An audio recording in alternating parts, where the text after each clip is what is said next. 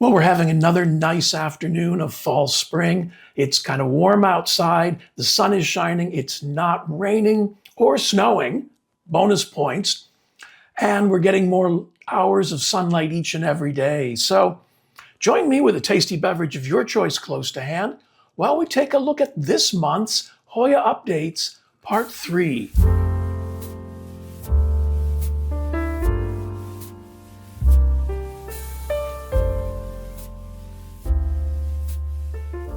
And before we get underway, I want to take this opportunity to send out a special thanks to who sent me a super thanks recently. I know I say it frequently and I can't say enough, but your support for my channel goes a long way in making these videos possible, keeping me in Hoya and Dischidia, technology and infrastructure and all the things necessary to get these videos out every week. And I appreciate all of it. Thank you very much for your support.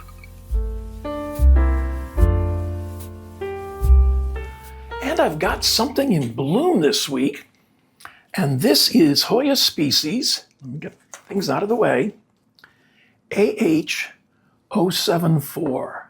I don't want to move it around too much, but I'll put some close-ups on the side over wherever I put close-ups. Now, AH074 comes from AH Hoyas in Ratchaburi, Thailand, and I believe I remember reading that this was a Hoya carnosa hybrid.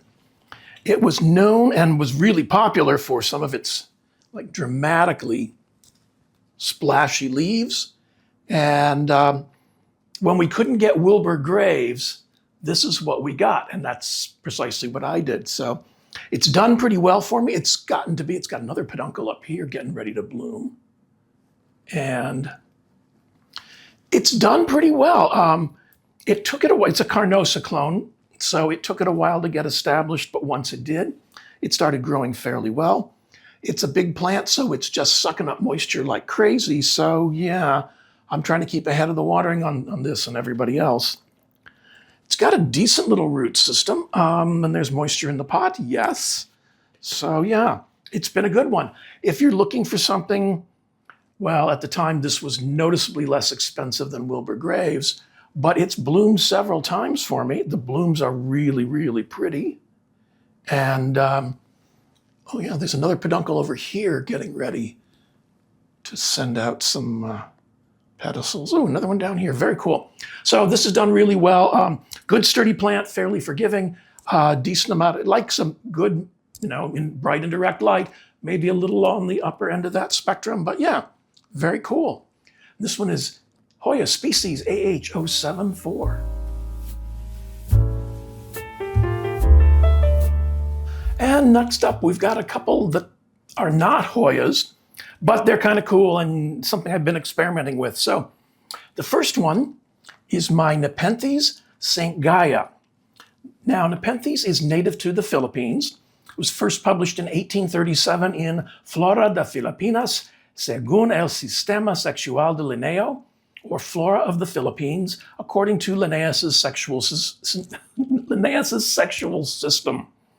And I'm sure that has something to do with plant identification, but it doesn't stop me from making perhaps inappropriate comments about it. So, it was published by Manuel Maria Blanco Ramos. And this first one is very, very cool. There's some of the pictures that are coming in. And St. Gaya is what's referred to as a complex hybrid, meaning it's a cross between one plant, at least, and another hybrid. So this one is a cross between Nepenthes cassiana and a hybrid of Nepenthes ventricose and maxima. And this one has done pretty well. I think this is it. I should have, let's put that in now. If I have a picture of what it looked like when it arrived, let's pop it in over here. And I think this was one of the original pictures, but that this one and this little one are new. And so I got them, and after a few days or maybe a week, let them acclimate, move them to a self-watering pot. And this is primarily, I'm looking at it, it's long fibrous sphagnum, a little bit of fine bark, and some pumice. And it seems to have settled in pretty well. I think at least this leaf and this new leaf are new, which is why I called them new leaves. And maybe this one as well. And you can see that there are pitchers forming on the ends of each of those. So that's kind of cool. I'm pleased with the way this one's going. Right now they live here on my desktop. So they get fallout light from all the grow lights in the room. And my southeast facing window is right here, so that gets a little bit of early morning sunshine. And it seems to be appreciating that.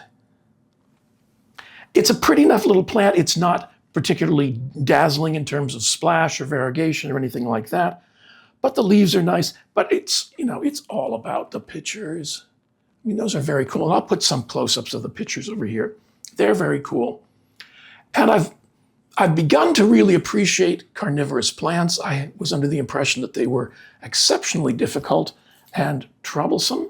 And at least the ones I have, that's not true. I have my Drosera over here, my Pinguicula here, and I now have 3 Nepenthes. So, yeah.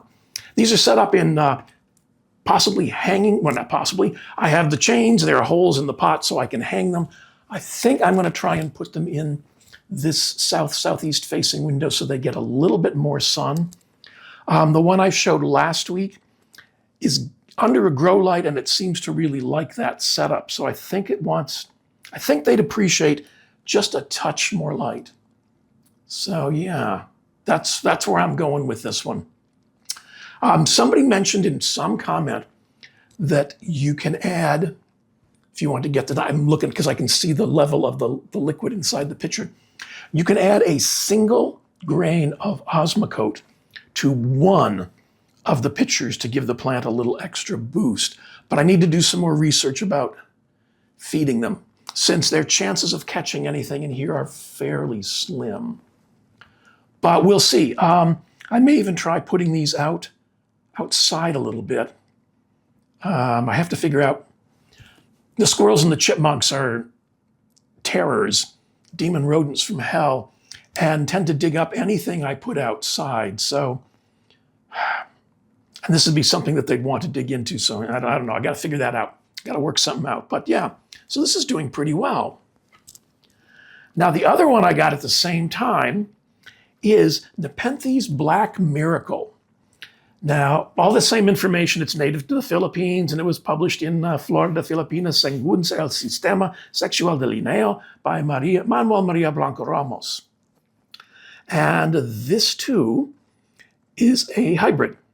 It's a cross between Nepenthes mirabilis variation or variant globosa and a Nepenthes ampullaria Black Miracle. And it's sold in, most commonly you'll see this label as just Black Miracle, but it's definitely a hybrid. Now this one's I was gonna say it's not doing as well, but that's not true. It's actually doing very well. Do I have a picture? We will find out what it looked like when it first arrived. When I moved these to the self-watering pots, this one was in a mesh plug. So I undoubtedly damaged the roots a little bit, but it needed to get out of that. So it's in the same type of setup, same type of mix. It's doing pretty well. Nothing, of course, coming out the bottom yet, but fingers crossed.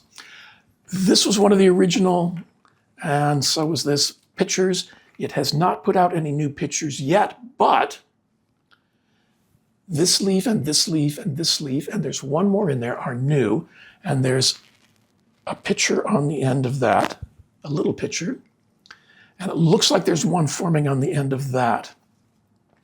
So yeah, I think, taking that plug out of it was probably something of a traumatic experience, but the leaves have a little bit of color to them, not much, but it's interesting and it's growing. So we're good with that.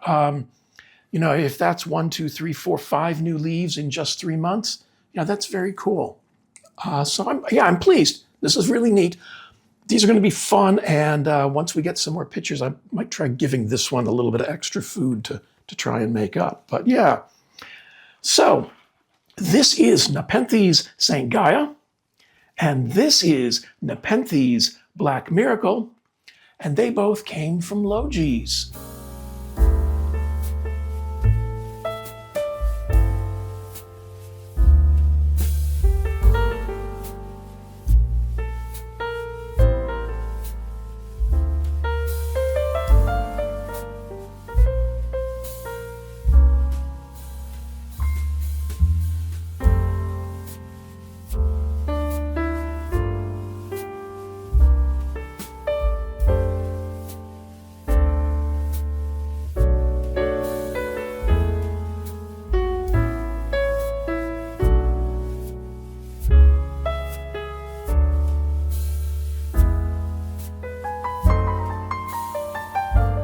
And now somebody who's been here for a year, and that's my Hoya Noona.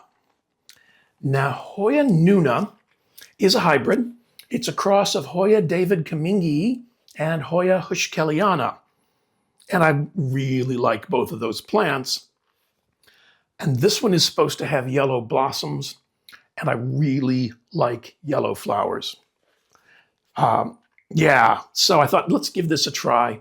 I'm going to let it trail because that seems to be not only what it wants, but the way most people grow it. And I think that's just going to work out okay. The leaves, definitely, you look at that and you absolutely think David Kamingii, if you're familiar with David Kamingii and his leaves. So there's a slightly recessed central rib, slightly recessed side veins. There's a little bit of a dark margin. And it's growing like David Kamingii, which, as I said, I really like that. And I should have a picture, I hope I do, of what it looked like when it first arrived. But this is done really well. I mean, to the best of my memory, this is all new. Most of this is new. Most of this is new. And the last month or so, this one has really started pushing out growth, which I'm very happy about. Very happy about. And let's see if I can do this. There is a little peduncle in there. So that looks like, and there's buds on it. Yes. So that looks like it'll be the first blooms, which is very, very neat. Because this is a hybrid, it doesn't come from anywhere, so there's no map to go with this one. But yeah, the leaves are currently measuring. I'm trying to be careful with that peduncle because I don't want to lose it. The leaves are measuring petiole to tip, let's say 2 inches or around 5 centimeters, and side to side around 3/4 of an inch or 2 centimeters. Does that make sense? 2 inches or 5 centimeters. 3/4 of an inch or 2 centimeters wide. The internodal spacing seems to be fairly decent, not outrageous, maybe an inch.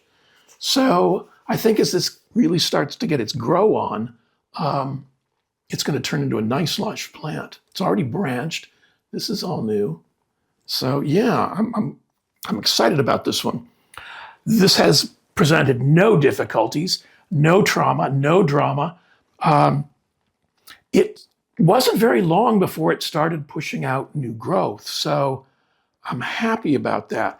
I think it showed up in kind of a peat mix. That's what that grower typically uses. So yeah, but it was no big deal to, what is that? Oh, some just fluff. Okay.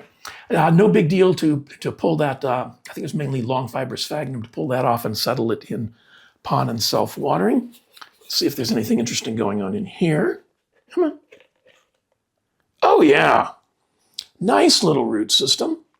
Yeah, that's probably why it's going crazy, because it gets my nutrient solution all the time. So yeah, that's very cool. I think this is going to turn into a really interesting and pretty plant. And yellow blossoms are going to yeah, that's I love yellow blossoms. Hoya ponderata over Vietnam over here is like gorgeous yellow blossoms. But we'll see. This will be the first time it's bloomed for me. So no trauma, no drama. I think it seems to be a good, sturdy plant. It seems forgiving enough, although I haven't given it too much reason to regret coming here. But yeah, I think it's kind of neat. I'm excited about this one. This one came from Plant Haven, Toronto, and this is Hoya Noona.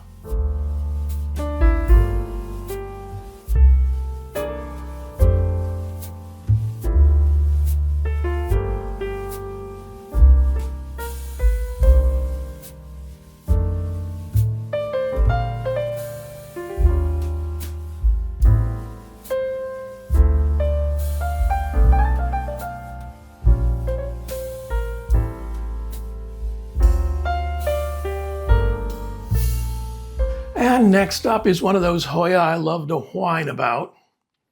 And this monster little thing is my Hoya odorata. Now, odorata is native to the Philippines, and it was first published in 1906 in the Philippine Journal of Science by Friedrich Richard Rudolf Schlechter. And yeah, this thing, I put it inside a semi-optimistic trellis, half-round optimistic trellis, thinking if I could keep it together, it would do better, at least for me, which is all that really matters. But, it's doing its Hoya thing. It's doing whatever it wants to do. The leaves are nothing to write home about. You're not buying this for the foliage. Slightly recessed central vein, slightly raised side veins. Leaves are running, let's say 2 1/4 or 6 centimeters long from petiole to tip. It's growing really well, There's new growth everywhere, but have I seen a peduncle? No. Have I seen a bloom? No. And I can't really let this one out of its confinement because I don't have that much horizontal space. So I don't know. I'm really pleased that it's growing, but I'm like, this is one of my meh plants. This is an Iris Marie. That girl and I. Anyway. So I can't tell you too much about it. It grows really, really well. I think if you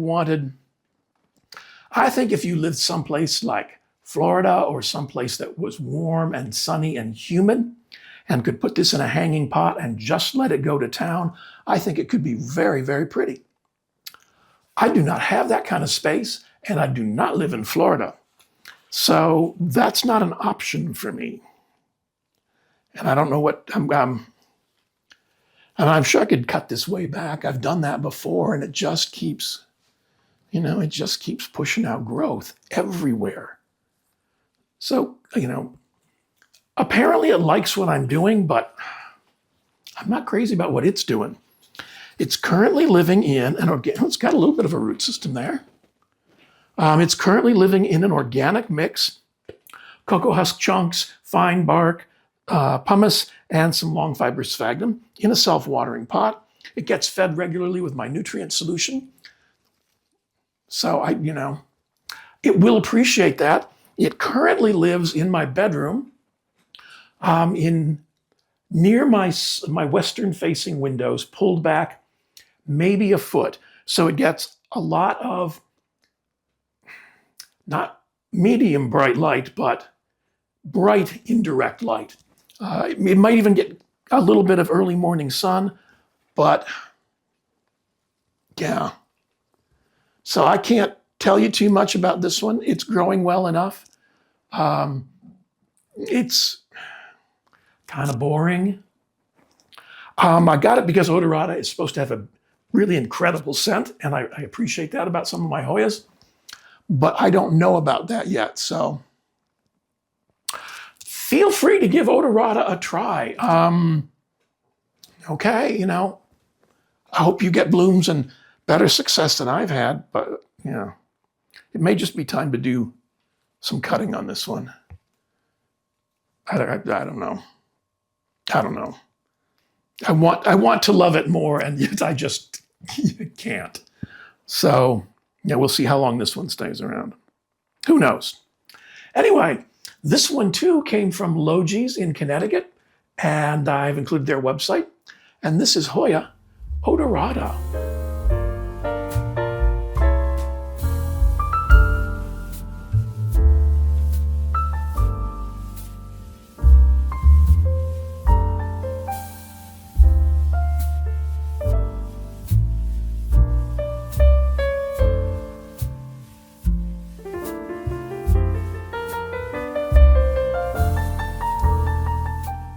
And next up, a plant that's been here for 3 years, and that's my Hoya species affinity burtoniae.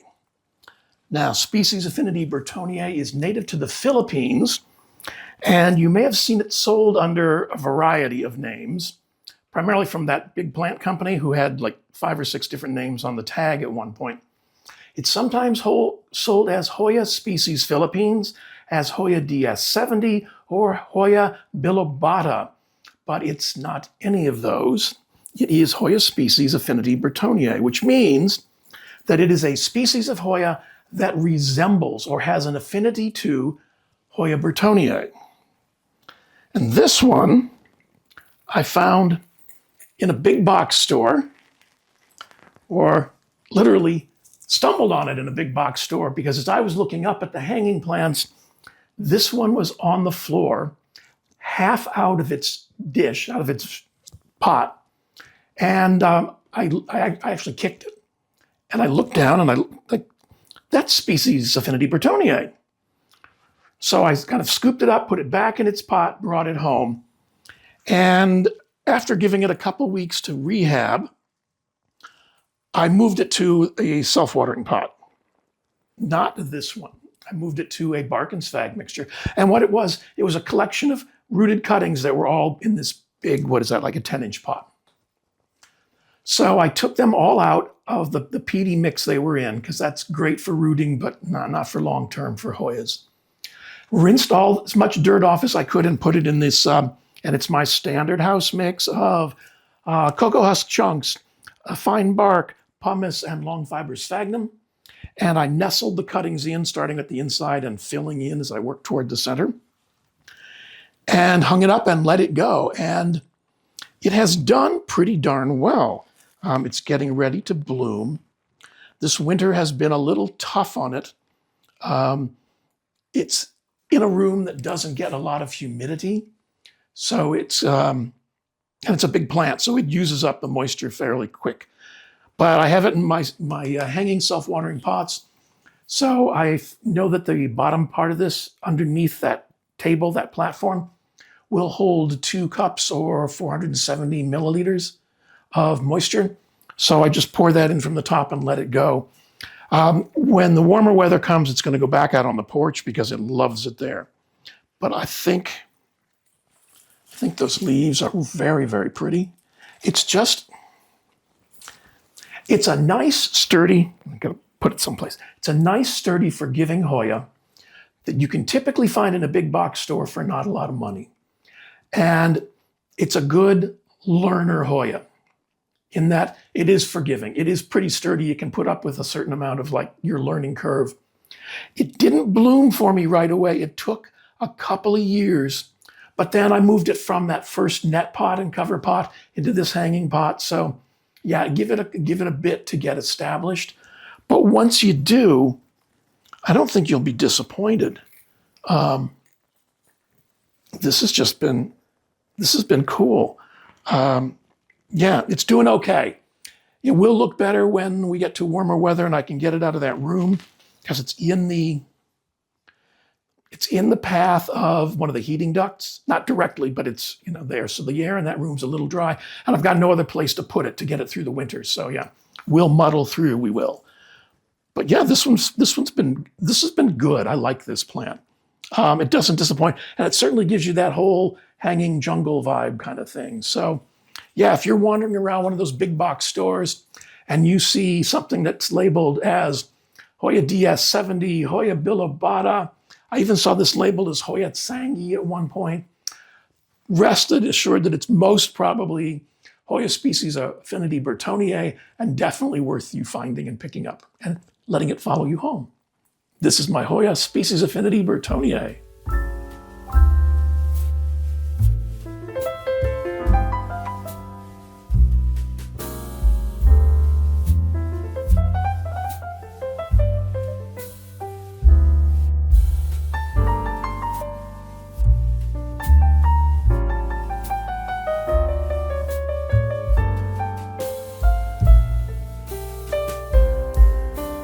And next up, a plant that's been here for 4 years. And this is my Hoya lacunosa royal flush. At least that's what I'm going with. It could be snowcaps. I don't know. They both kind of present the same way in a number of ways. And it didn't come identified as such, but that big plant company at the time was selling 2 varieties of lacunosa, royal flush and snowcaps. And the other plant had lots and lots of variegation on it, because I bought one of each of them. Lots and lots of variegation. This one, not so much. So I think this might be royal flush. Anyway, information. Hoya lacunosa is native to Brunei, to Java, Kalimantan, and Sumatra in Indonesia, to Malaya, Sabah, and Sarawak in Malaysia, to the Philippines and Thailand.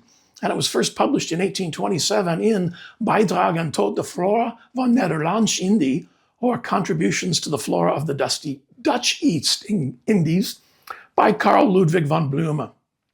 And the remarks on the herbarium sheet say Malaya, so the plant was probably collected for the first time in the Malay Peninsula in Malaysia.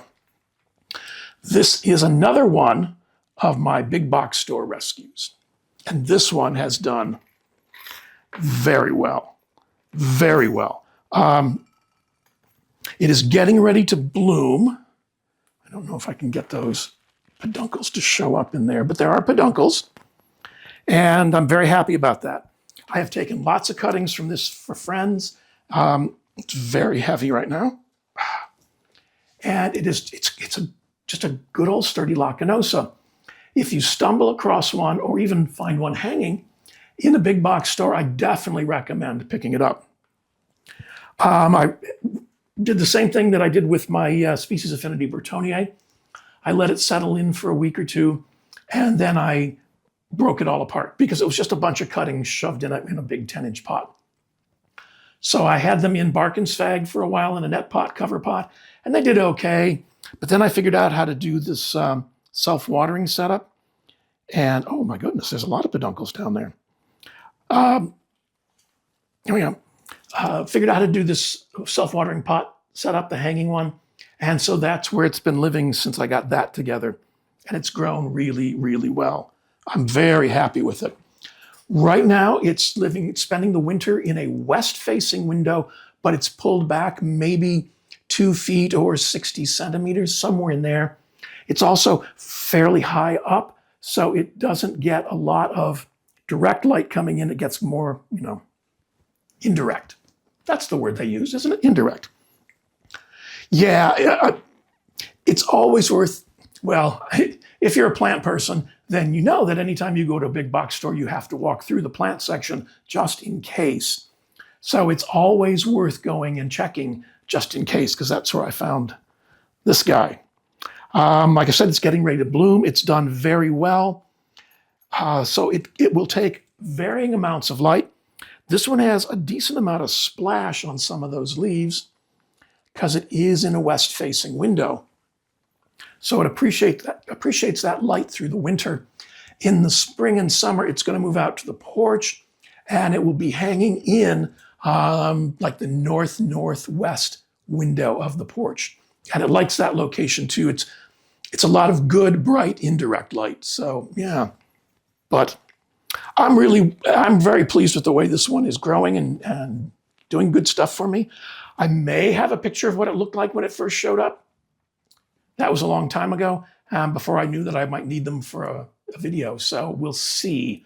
I'll see what I can dig up. But yeah, this one's done very well. This came from a big box store. And this is my Hoya lacunosa, royal flush, or maybe snowcaps.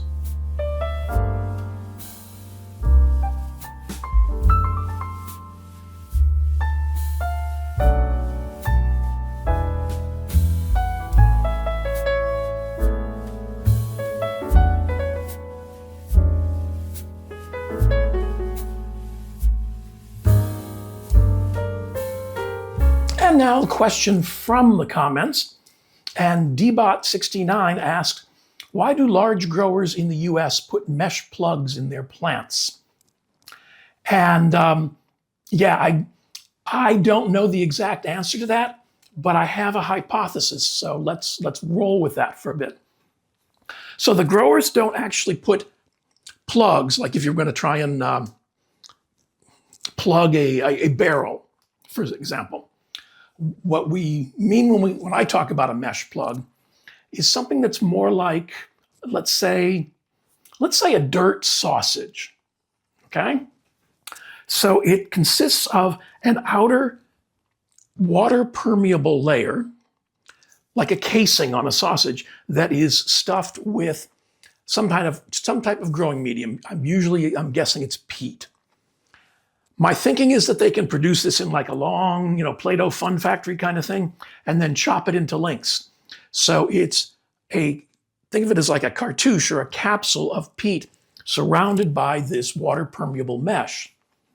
My thinking is that growers can take individual cuttings, shove them into the end of this tube, and pack them cheek by jowl in a growing pot, like a tray, and water them from the bottom and let the plants grow, meaning that they can pack a lot of them into a very small area. And the roots won't all get intertwined, because while water may be able to permeate some of that mesh, it doesn't seem like the roots really go through terribly well. And then what seems to be the case is they will let them grow out until they are established. The cuttings will either make it or they won't. And then they can take these individual plugs and put them into larger pots, like 2-inch pots, and sell them on that way. Now, my experience has been that the roots tend to grow out the bottom and not so much out the sides. So it's not always the ideal situation.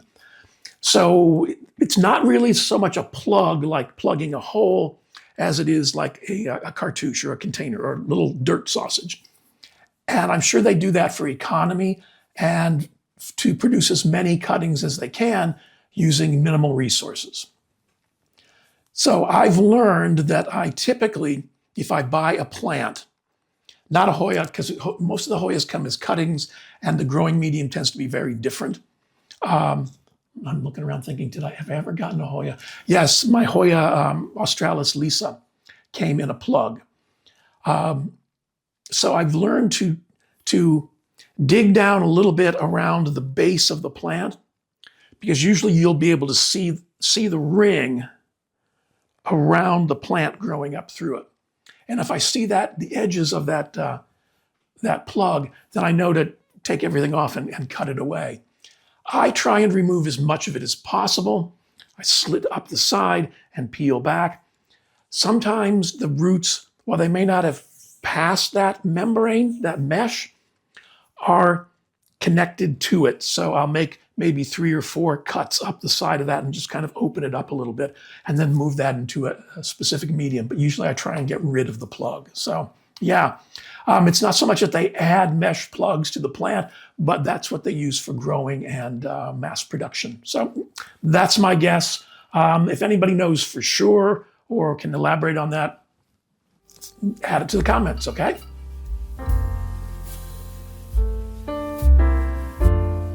And now it's time for the question for the comments. And I'm going to start off with a little heads up. I'm going to take a week off next week. I realized that I have put out 1 video a week for the past 2 years and haven't really taken a break. And not a complaint. I love doing these. And each one of these videos takes between 20 and 30 hours a week for me to produce. So it's like having an almost full-time job. And I'm retired. So I'm going to take a week off. I need so much serious catch-up work here with plant chores. It's frightening. Not just watering, but trellising and doing all kinds of other stuff. I need to move stuff out and clean. So yeah, I'm going to take a week off and putter, do plant chores. And maybe I'll try and record some of it. We'll see how that goes. I'm usually, when I putter, I'm usually rather disorganized, but we'll see. I'll see what I can pull together for y'all. But so I will be back on Friday, April 3rd, and I will see you there then. I didn't want anybody to get worried and think, oh God, the old man died. So yeah, that's the schedule for right now. So I'll see you then. Now, the question for the comments is about the videos. And my question is, what do you like and what do you want to see more of? Because I can do that. I'm fairly flexible and, well, not like yoga flexible, but, I can work on stuff for you. So in the comments below, if there's stuff that you really like me doing, do you like the updates? Do you like the new plants? Do you like, I don't know, do you like focusing on a particular species or genus species? Or do you like themes like big veiny ones? Like, we all like that. But maybe long skinny ones work for you too. So if it's stuff like that, or just in the comments below, do your thing and let me know, because I always like hearing from you guys. So yeah, we'll see what falls out from that. And as always, I want to thank you for choosing to spend a little bit of your time with me this week's end. Please remember to click the thumbs up like button, the subscribe button, the notification bell, and when you're all done viewing and commenting, that hype button if you're on a mobile device. All of those things help YouTube believe that my channel is popular and they recommend it to other people. And it's a great way of helping support the channel. A lot of the products that you've seen me use are available through my Amazon storefront. There's a link in the description, or you can scan this QR code to visit the storefront. I receive a small commission on the sales, and it doesn't increase your price whatsoever, and it's another way of helping to support the channel by buying things that you might normally buy anyway. If you're in the market for grow lights, I have a relationship with Sansi, and if you visit the link in the description or scan this QR code and use this special discount code at checkout, you'll receive a 30% discount from the prices you find there. I've been very happy with my Sansi grow lights. They have helped this corner of the room get through winter quite happily, and the plants in my den are really loving that vertical grow light. So yeah, it's another great way to help support the channel.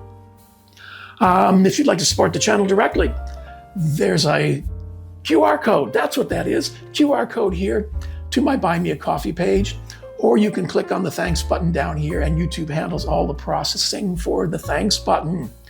I'm going to put links to a couple more videos you might enjoy over here. And please, thank you for all your support and enjoy the rest of your week's end. And we'll see you on April 3rd.